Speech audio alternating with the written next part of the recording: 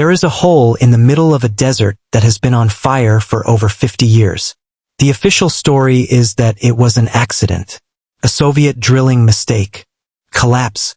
Engineers lit it on fire to burn off the gas, and it was supposed to go out in a matter of weeks. It never went out. That explanation has been repeated in textbooks, travel blogs, and government statements for decades. But here is what nobody tells you. The Soviet engineers who were there that night were never publicly identified. The incident reports were classified. The fire should have died out long ago. It has now been burning for over half a century. And 3 people who tried to reach the bottom of that hole never came back out. What is actually down there, and why the government keeps changing the story, is what we are about to find out. If you have never heard of the Darvaza Gas Crater, let me paint you a picture. Located deep in the Karakum Desert of Turkmenistan, one of the most remote and least visited countries on Earth, the crater sits like a wound in the landscape. A perfectly circular hole, roughly 70 meters wide and 30 meters deep, with walls of fire burning from hundreds of individual vents far below. At night, the glow is visible from miles away. The locals have a name for it that was never given to it by geologists or governments. They call it the door to hell. The desert surrounding it is silent, brutally so. Temperatures reach 50 degrees Celsius in summer.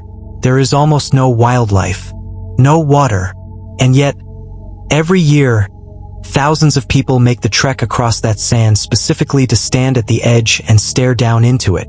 Visitors describe it the same way, regardless of where they come from.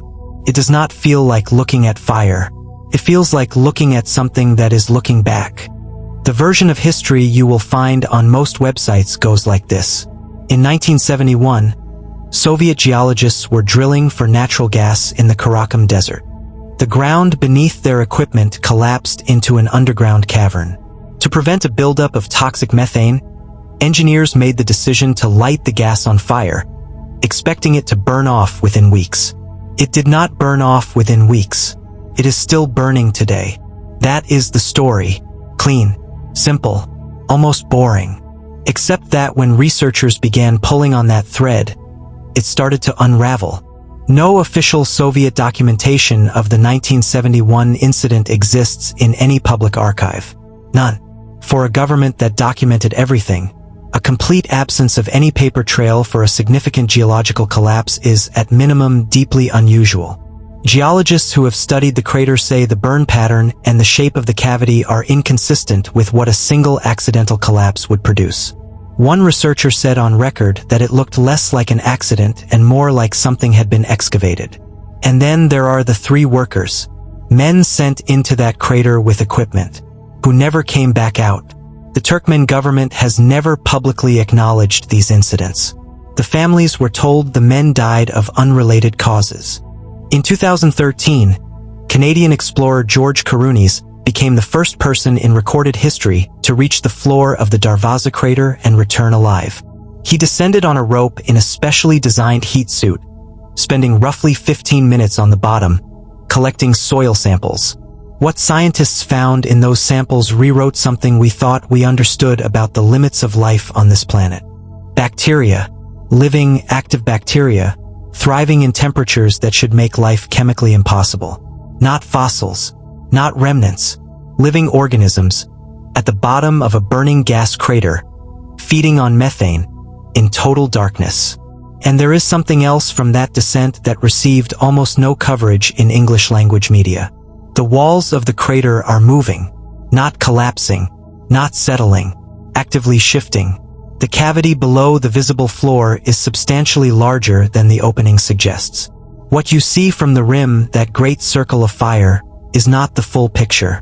It is a window into something much larger underneath. The country of Turkmenistan is not a place that invites questions. It is one of the most closed and tightly controlled nations on Earth. In 2010, the president visited the crater and ordered it closed permanently. A date was given for when the fire would be extinguished. The fire was not extinguished. In 2022, his successor repeated the same order. Same justification. Same deadline. The fire is still burning. What is interesting is not that they failed to put it out. What is interesting is that they keep announcing they will close it, while simultaneously restricting every form of independent scientific access to the site. No drilling, no independent geological survey, no descent without government permission. The question of what they are protecting, or what they are afraid of finding, is one that nobody in charge seems willing to answer. Before there was a Soviet drilling operation, before there was a Turkmen government, before there was even a name for the country that surrounds this place, the desert nomads of Central Asia knew this ground. The oral traditions of the region describe something in this part of the desert that predates Soviet drilling by centuries. A place where the ground breathed fire, where the earth stayed warm even through the coldest desert nights, where animals refused to go, where people who camped too close sometimes did not wake up. Not because of a drilling accident. The fire in those accounts was already there. The Soviets did not create the door to hell. They drilled into something that was already burning deep underground, collapsed the ceiling of a natural gas chamber that had been silently venting for generations, and turned a hidden fire into a visible one. If that is true, the official timeline is not just incomplete. It is backwards. The door to hell is still burning tonight, as it was burning last night, as it will almost certainly be burning long after you finish watching this. The bacteria at its floor are still alive. The cavity beneath it is still expanding, slowly, quietly, in ways that no approved researcher is currently monitoring. The 3 men who went down and did not return have no public memorial, no official acknowledgement. Their families have no answers. Just silence from a government that has never once been asked to explain itself on camera.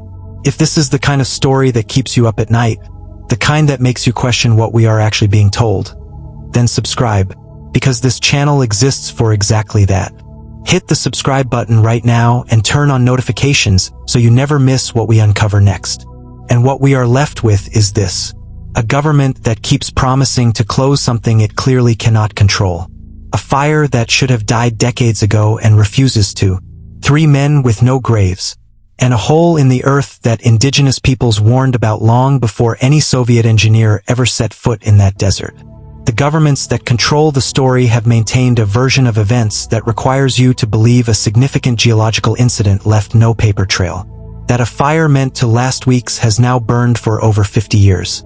And that the most reasonable response to all of that is to ban every form of independent investigation. I am not telling you what to believe. I am telling you that the explanation we were given does not explain what is down there. And the people who could answer that question have, so far, chosen not to. That is the simple, uncomfortable truth about the door to hell. And until someone with the authority to open that site to independent researchers actually does, the fire will keep burning.